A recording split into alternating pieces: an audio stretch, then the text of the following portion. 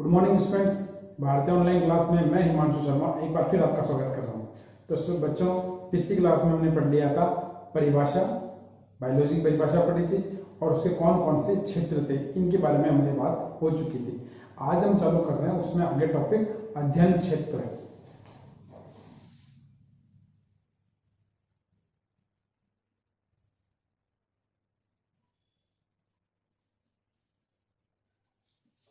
अध्ययन क्षेत्र, यहाँ हम बात करेंगे कि बायोलॉजी के कौन कौन से रिसर्च फील्ड है जहाँ से हम और ज़्यादा डेवलपमेंट और ज़्यादा मानव जीवन को और उत्कृष्ट बढ़ा सकते हैं। तो शुरू करते हैं आज का पॉइंट, अध्ययन क्षेत्र। विज्ञान के बायोलॉजी के अध्ययन क्षेत्र को मूल रूप से अपने सिलेबस के अकॉर्डिंग 5 भागों में बांटा जाता है। पहला क्षेत्र है भोजन तथा जीव विज्ञान, दूसरा है स्वास्थ्य एवं रोग तथा जीव विज्ञान, तीसरा है कृषि और जीव विज्ञान, नेक्स्ट है उद्योग एवं व्यवसाय तथा जीव विज्ञान, और फिर है जंतुओं का संरक्षण तथा जीव विज्ञान। तो हम वन बाय वन एक शुरू करते हैं। तो शुरू करते हैं सबसे पहले भोजन तथा जीव विज्ञान।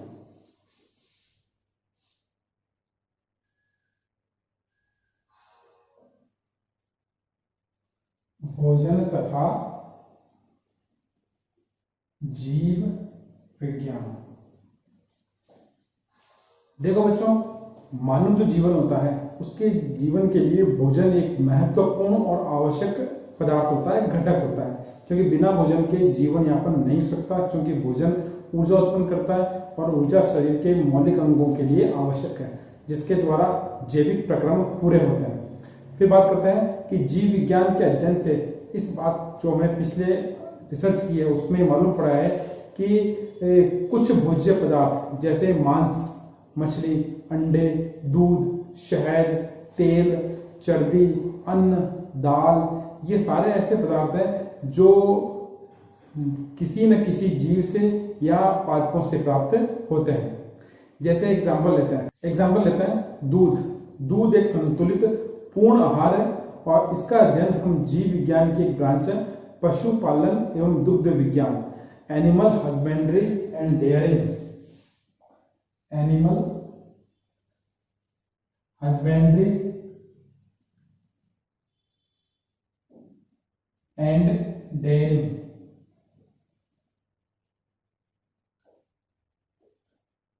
पशुपालन एवं दुग्ध विज्ञान के अंतर्गत करते हैं। यहाँ हम ये मालूम करते हैं किस प्रकार के पशुओं को पाला जाए, किस प्रकार की पशुओं की नस्ल है उसे श्रेष्ठ बनाया जाए, किस प्रकार की पशुओं की नस्ल को और अधिक दूध उत्पन्न करने के लिए प्रेरित किया जा सके और उससे अधिक मात्रा में पौष्टिक अच्छी गुणवत्ता वाला दूध प्राप्त कर सकें। और यही प्रकार अन्य जीवों के लिए, जैसे मांस के लिए, अंडे के लिए, शहद के लिए भी प्रक्रिया करवाई जा सकती है। तो उससे क्या बेनिफिट हुआ? उससे ये बेनिफिट हुआ कि हमने पर्टिकुलर विज्ञान की शाखा का अध्ययन किया, तो उससे जिस जीव से जो भोजन प्राप्त हो रहा है उस भोजन की गुणवत्ता, उसकी मात्रा को कम समय में अधिकतम कैसे प्राप्त कर सकें, श्रेष्ठ कैसे प्राप्त कर सकें के बारे में अध्ययन किया। तो एक अच्छा रिसर्च क्षेत्र है जिसमें डेवलप कर हम नए नए पशुओं की नस्ल को डेवलप करवा सकते हैं और अच्छे पौष्टिक उत्पाद प्राप्त कर सकते हैं। ठीक है, तो ये था अपना भोजन तथा जीव विज्ञान। दूसरे पॉइंट की बात करते हैं स्वास्थ्य एवं रोग तथा जीव विज्ञान।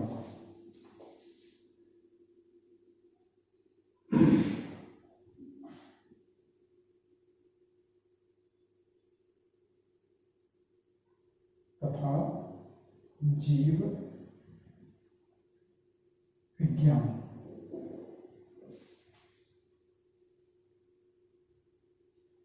ये जो ब्रांच है विज्ञान की, इस ब्रांच के द्वारा, इस शाखा के द्वारा हम ये मालूम करते हैं कि रोग क्या है, रोग किस कारण से हुआ, उसके लक्षण क्या है, उसका संक्रमण कैसे होता है, उसके संक्रमण को कैसे रोक सकते हैं, उसका बचाव क्या है, उपचार क्या है, उसकी अवधि कितनी रहेगी, उसका शरीर पर क्या प्रभाव रहेगा, इन सब की जानकारी हमें किससे, विज्ञान की इस शाखा से मिलने वाली है। और जीव विज्ञान के अध्ययन से हम घातक रोग है जितने भी डेंजरस, जो बहुत ही ज़्यादा डेंजरस है, उन रोगों को सामान्य रोगों को फैलाने वाले कारकों का अध्ययन कर सकते हैं। उसके अलावा हम किस प्रकार से उन्हें नष्ट कर सकते हैं, इससे हमें ये रोगों को उपचारित करने में, रोगों का इलाज करने में कम से कम समय के अंदर जटिल से जटिल रोगों को क्या कर सकते हैं, रिकवरी कर सकते हैं, नष्ट कर सकते हैं, व्यक्ति को सही किया जा सकता है। तो ये एक अच्छा रिसर्च डेवलपर एरिया है। आप देख रहे होंगे इस समय पूरे विश्व वैश्विक महामारी कोरोना से पीड़ित है और प्रत्येक देश इस समय इसी विज्ञान की शाखा में लगा हुआ है कि कैसे भी करके इस कोरोना नामक वायरस का इलाज कर सके, इसका उचित निस्तापन कर सके। तो उम्मीद कर रहे हैं कि जल्द से जल्द सफलता मिलेगी और वापस पहले जैसी व्यवस्थाएं पूर्ण रूप से सुचारू होगी।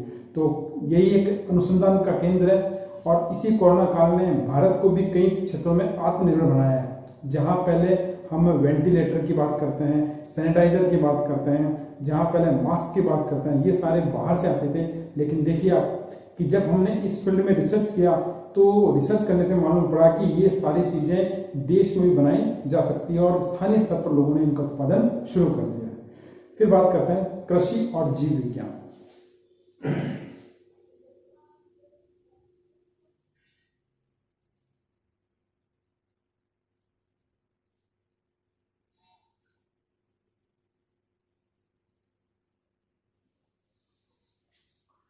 तो बच्चों, कृषि और जीव विज्ञान की इस शाखा के अंतर्गत हमें कृषि के लिए लाभदायक व हानिकारक जंतुओं, परजीवियों का ज्ञान प्राप्त होता है। उसके अलावा इसके अध्ययन से कृषि को नुकसान पहुंचाने वाले हानिकारक कीट होते हैं जो पूरी तरह फसल को बर्बाद कर सकते हैं, लाभ पहुंचाने वाले जो उन हानिकारक कीटों को नष्ट करते हैं। तो ऐसे कीटों, सूत्रकृमियों, चूहों, अन्य जानवरों की जानकारी मिलती है और उसके साथ साथ उनके निवास, उनके स्वभाव, उनकी संरचना, उसके जीवन चक्र, उनके विषय में विस्तृत अध्ययन कर सकते हैं। फिर उसके बाद में हम इनको नियंत्रित कर सकते हैं, इनको नष्ट कर सकते हैं और अगर ये अच्छे हैं तो उनकी संख्या में वृद्धि भी करवा सकते हैं, जिसके आधार पर हम कम से कम समय में अधिक उत्पादन प्राप्त कर सकते हैं। नाशक कीटों के कारण प्रत्येक किसान को अपने कुल उत्पादन में 0 से 100% तक नुकसान उठाना पड़ता है। तो इनको हम क्या कर सकते हैं, नियंत्रित कर सकते हैं। इसके अलावा हम हमारे मित्र जीव जैसे केंचुए, जैसे सर्प, केंचुआ भूमि की उत्पादन क्षमता को बढ़ाता है, सांप चूहों को खाता है, इससे मिट्टी खोखली नहीं हो पाती। ऐसे जीवों को हम क्या कर सकते हैं, उसके संरक्षण में, उनके पालन में सहयोग या उनकी क्वांटिटी बढ़ा सकते हैं। इसी प्रकार विशिष्ट और मानव के उपयोगी रेशम, लाख, मोम, शहद उत्पादन करने वाले कीटों को भी हम क्या कर सकते हैं, उनका संरक्षण कर सकते हैं, उनका पालन कर सकते हैं। तो ये हमें विज्ञान ये बताता है कि हम कैसे एक ही क्षेत्र में हमारे आसपास जितने लाभ देने वाले हैं उनकी संख्या को वृद्धि कर सकते हैं और हानि देने वालों को कम कर सकते हैं। ठीक है, तो ये था अपना कृषि और जीव विज्ञान। अब बात करते हैं उद्योग, व्यवसाय तथा जीव विज्ञान।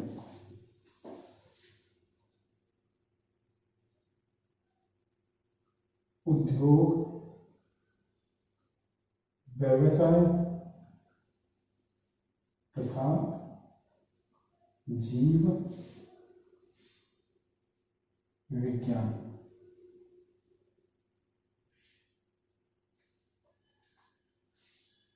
तो बच्चों, ये जो शाखा है, ये जो क्षेत्र है, ये क्षेत्र हमें बिजनेस अपॉर्चुनिटी उपलब्ध करवाता है कि विज्ञान के द्वारा हम कैसे डेवलपमेंट कर सकते हैं। तो अभी जो ऊपर अपने पॉइंट पढ़े, भोजन तथा जीव विज्ञान, स्वास्थ्य, कृषि, अगर इन क्षेत्रों के अंदर हम और अधिक श्रेष्ठ उत्पाद प्राप्त कर सकते हैं तो उन उत्पादों को ही हम उद्योग के रूप में या व्यवसाय के रूप में इस्तेमाल कर सकते हैं। जैसे भोजन की बात करते हैं, अच्छी गुणवत्ता वाला अनाज, अच्छी गुणवत्ता वाला दूध, मांस, अंडे, शहद, तेल, ये अगर अच्छी गुणवत्ता के होते हैं तो मार्केट में ऊंचे दाम पर आसानी से बिक सकता है और गुणवत्ता वाइज भी उसकी क्वालिटी जब मैनेज करते हैं तो उसकी रेट वैश्विक स्तर पर भी अच्छी हो सकती है, उससे अधिक लाभ कमाया जा सकता है।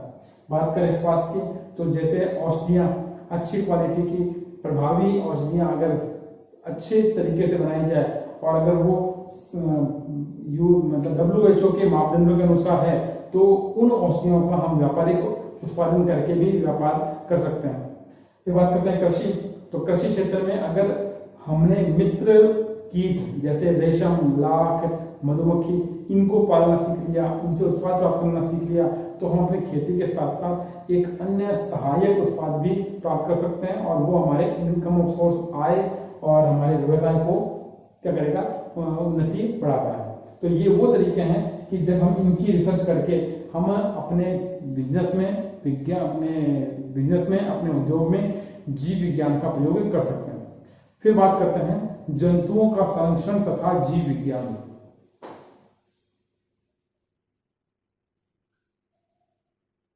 जंतुओं का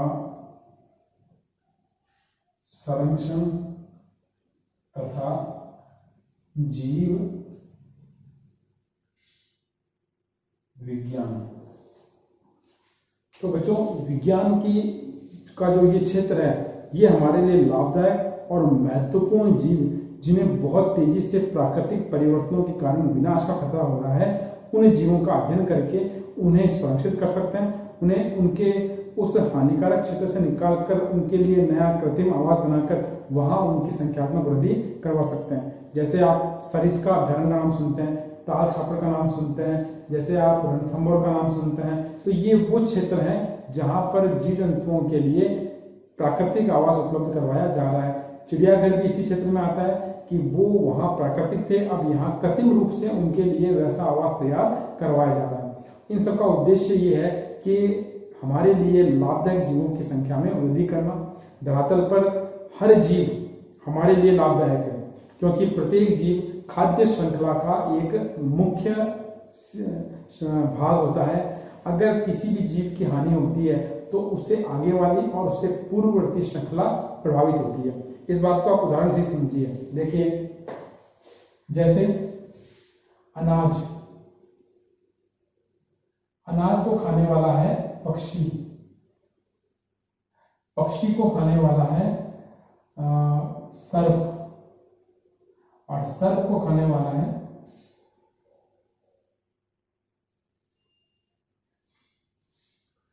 जैसे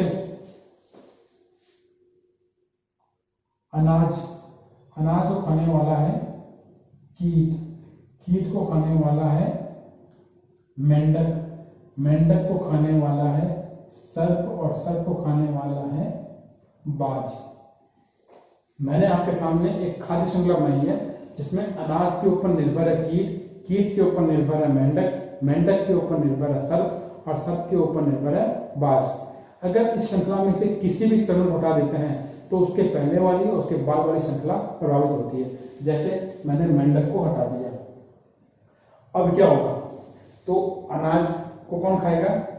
कीट खा रहा है, कीटों की संख्या बढ़ेगी, लेकिन कीट को खाने वाला कोई नहीं है। जब कीट को खाने वाला कोई नहीं है तो कीटों की संख्या अनकंट्रोल्ड रूप से बढ़ेगी तो अनाज की धीरे धीरे कमी हो जाएगी। अनाज की कमी हुई तो जो कीटों की संख्या बढ़ी हुई है वो भी धीरे धीरे कम हो जाएगी, नतीजा कीट खत्म। आगे बात करते हैं, जब यहाँ मेंढक नहीं थे तो सर्प के लिए भोजन उपलब्ध नहीं होगा, नतीजा सर्प की संख्या कम हो जाएगी, सर्प खत्म हो जाएगा तो बाज की संख्या कम हो जाएगी। तो प्रत्येक जीव का खाद्य श्रृंखला में एक मुख्य चरण होता है, इसीलिए हर जीव को संरक्षण, हर जीव को धरातल पर रहना अत्यंत आवश्यक है, और इसी के लिए जंतुओं का संरक्षण और जीव विज्ञान एक उत्तम क्षेत्र है। तो ये वो अध्ययन क्षेत्र हैं जो बायोलॉजी के ऊपर डिपेंड करते हैं। ठीक है, तो अब शुरू करते हैं अगला पॉइंट।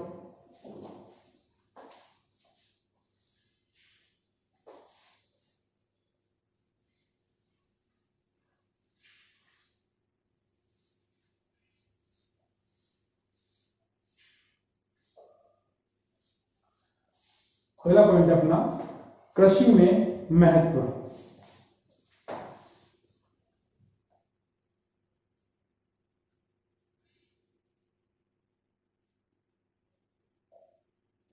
कृषि में महत्व। बायोलॉजी की मानव कल्याण हेतु उपयोगी पादप व उनके उत्पादों के बारे में व्यवस्थित अध्ययन किया जाता है, ठीक है। और जीव विज्ञान का कृषि में बहुत इंपॉर्टेंट रोल है। बिना एग्रीकल्चर के बायोलॉजी नहीं है और बिना बायोलॉजी के एग्रीकल्चर नहीं है।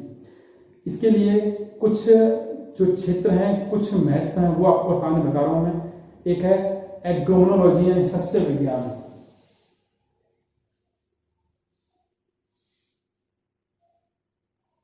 फिर बात करेंगे वानिकी, सस्य विज्ञान, वानिकी, पादप प्रजनन एवं आनुवंशिकी, पादप प्रजनन एवं आनुवंशिकी। फिर बात करेंगे अपन उद्यान विज्ञान, उद्यान विज्ञान। फिर बात करेंगे अपन भेषज विज्ञान,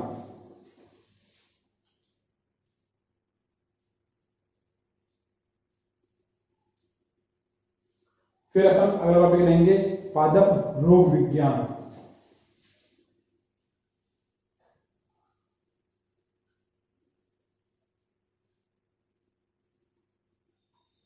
ये मूल रूप से हम इन क्षेत्रों के बारे में अध्ययन कर रहे हैं जो कृषि के महत्व के हैं।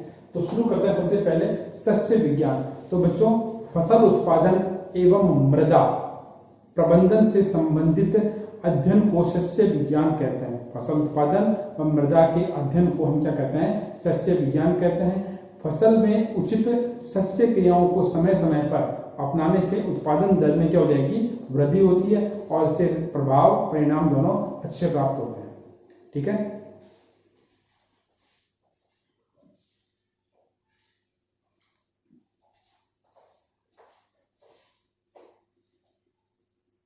फिर अगला पॉइंट है वो है वानिकी। वानिकी मतलब होता है फॉरेस्ट, जंगल के बारे में। तो वनों का संरक्षण, वन बहुत आवश्यक है।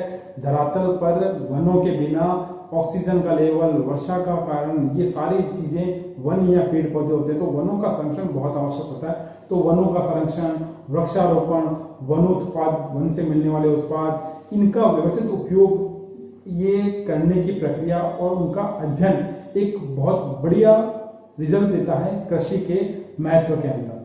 आजकल जो कृषि वानिकी है उसकी धारणा बहुत तेजी से बढ़ रही है। कृषि वानिकी मतलब जंगल को कैसे डेवलप करवाया जाए, आज की बहुत बड़ी आवश्यकता है। जब तक जंगल डेवलप नहीं होंगे जीवन का अस्तित्व नहीं रह पाएगा, ठीक है। फिर बात करते हैं पादप प्रजनन एवं आनुवंशिकी। तो स्टूडेंट्स, इस बात के अंदर वंशानुगति की बात करेंगे और वंशानुगति और विभिन्नताओं का अध्ययन, वंशानुगति है। तो स्टूडेंट्स, इस टॉपिक में वंशागति और विभिन्नताओं के अध्ययन को हम क्या कहते हैं? आनुवंशिकी कहते हैं। वंशागति और विभिन्नताओं का अध्ययन, एक पीढ़ी से दूसरी पीढ़ी में लक्षणों का स्थानांतरण होता है। कौन से लक्षण? अच्छे और बुरे दोनों, प्रभावी और अप्रभावी। तो वो कैसे जाते हैं, उन सब के अध्ययन की प्रक्रिया आनुवंशिकी कहलाती है। पौधों के जीन रूप में ऐसे परिवर्तन करना जो मानव के लिए और अधिक उपयोगी हो सकते हैं, उनके फायदे के लिए, उनको अधिक उत्पाद मिल सकता है। ये सारी चीजें किसमें आएगी? आनुवंशिकी में आती है। नई नई किस्मों के विकास, उसके बाद में जिससे अधिक उत्पाद मिल सके। नई नई किस्मों का विकास होगा तो ही उत्पाद मिलेगा। जैसे आप देखो ना, आजकल ब्लैक वेट, काले गेहूं का चलन बढ़ रहा है। आजकल ब्रोंकली का चलन बढ़ रहा है, ठीक है। तो ये वो है जो नई किस्म उत्पादन के लिए रिस्पॉन्सिबल है। तो मशरूम का उत्पादन आजकल बढ़ रहा है। तो कारण क्या है कि इनके अंदर रोजगार की, इनके अंदर व्यवसाय की और इनके अंदर आर्थिक लाभ की संभावनाएं अधिक है। नई नई किस्मों का विकास करना इस शाखा का मुख्य उद्देश्य है। भारत में हरित क्रांति का सूत्रपात जो हुआ था वो गेहूं और चावल की बोनी किस्में हैं। जो गेहूं और चावल आप देख रहे हो, ये हाइब्रिड जो छोटी किस्म आती है ये है। पहले गेहूं और चावल बड़े होते थे। समस्या ये होती थी कि थोड़ा सा भी अगर तेज हवा का प्रेशर होता या दबाव अधिक होने पर वो पौधे टूट जाते थे, तो उत्पाद नहीं मिल पा रहा था। लेकिन जब से बोनी ड्राफ्टेड किस्में आई है तो उत्पादन दर में वृद्धि हुई है। इसी के कारण देश खाद्यान्न के अंदर पूरी तरह से आत्मनिर्भर हुआ है। अब विदेशों से अनाज को आयात नहीं करना पड़ता, उल्टा भारत यहाँ से विदेशों को एक्सपोर्ट करता है। उसके बाद बात करते हैं उद्यान। इसको बोलते हैं हॉर्टिकल्चर। हॉर्टिकल्चर में फूल, फल और सब्जियों को उगाने और उनके विकास का प्रबंधन करने की प्रक्रियाओं का, उनकी कला का उद्यान विज्ञान कहते हैं। इसके द्वारा हमें क्या फायदा मिलता है कि हम ग्राफ्टेड फलों की किस्मों को तैयार कर चुके हैं। रंगीन फूल, किसी भी फूल का मनचाहा रंग हम उद्यान विज्ञान तकनीक के द्वारा प्राप्त कर सकते हैं। वनस्पति विज्ञान की यह शाखा अध्ययन करने के लिए हमें बहुत बड़ा क्षेत्र उपलब्ध करवाती है और यही कारण है कि हर परिवार तक, यही कारण है, देखो जब से हॉर्टिकल्चर आया है यही कारण है कि हर परिवार को सब्जियां, फल उपलब्ध होने लग गए, क्योंकि आजकल घरों के अंदर लोग सब्जियां उगाने लग गए। आजकल आप छोटे गमलों में सब्जियां उगा सकते हैं, आप प्लास्टिक की पानी की बोतल में सब्जियां उगा सकते हैं। तो ये संभव कब हुआ? जब औद्योगिकी के तहत, उद्यानिकी के तहत ऐसे सीड्स डेवलप हुए और उनके उत्पादन की प्रक्रिया प्रारंभ हुई। फिर बात करते हैं पादप रोग विज्ञान। तो स्टूडेंट्स, ये जो शाखा होती है उसका सबसे बड़ा मोटिव ये हुआ कि पादप आज हमने उगा तो लिए, लेकिन थोड़े दिनों बाद में पादप क्या होता है, या तो उगता नहीं है, या उगता है तो पत्ते पीले हो गए, तना कमजोर हो गया, थोड़े दिनों बाद में पत्तियां सिकुड़ जाती है। तो ये सारी समस्याएं उसमें रोग को प्रकट करती है और इस क्षेत्र के द्वारा हम उनका अध्ययन करके उनको कंट्रोल करते हैं और बिना संक्रमित हुए पादपों को लाभ प्राप्त करवाने के लिए अनुसंधान का क्षेत्र उन रोगों को, पादप रोग विज्ञान फसली पादपों, फलों, सब्जियों में होने वाले रोग, उनकी विकृति को अध्ययन करना, उनका कारण मालूम करना, उनको रोकथाम का ज्ञान प्राप्त करना, ये सारी चीजें इसी क्षेत्र के लिए काम कर रही है। और स्वस्थ पौधे को अधिकतम उत्पादन करवाना, उससे कैसे अधिकतम और लाभ प्राप्त कर सके, वह किसी भी क्लाइमेट में अपने आप को डेवलप करवा सके, ऐसी चीजों की संभावना इस क्षेत्र में अधिक होती है। और इसी के लिए विज्ञान की यह शाखा जो क्रॉपिंग में, खेती बाड़ी के अंदर है, वो डेवलप हो रही है। फिर बात करते हैं भेषज विज्ञान यानी औषधि विज्ञान। पादपों के लिए औषधियां, हमने मानव के लिए तो औषधि बनाने को बात की है, लेकिन जब पादपों के अंदर संक्रमण हो जाता है तो उत्पाद गुणवत्ता में कमी आती है। उसको कंट्रोल करने के लिए हमें विभिन्न रासायनिक औषधियों का प्रयोग करना पड़ेगा और ये रासायनिक औषधियां क्या करेगी, उनके रोग को नष्ट करती है, कम करती है, उत्पाद बढ़ाती है। हालांकि औषधियों का कुछ दुष्प्रभाव भी होता है, तो बिना दुष्प्रभाव के रसायन अपना प्रभाव नहीं डाल पाते। फिर भी ऐसा रिसर्च चल रहा है कि औषधियों का दुष्प्रभाव कम से कम रखा जाए और लाभ अधिकतम प्राप्त कर सकें। यही इस शाखा का मुख्य उद्देश्य है। तो ये कुछ आपके सामने कृषि में महत्व की कुछ शाखाएं, कुछ क्षेत्र बताए रिसर्च के, तो इनके द्वारा हम एग्रीकल्चर साइंस को, एग्रीकल्चर बायोलॉजी को और अधिक डेवलप करवा सकते हैं।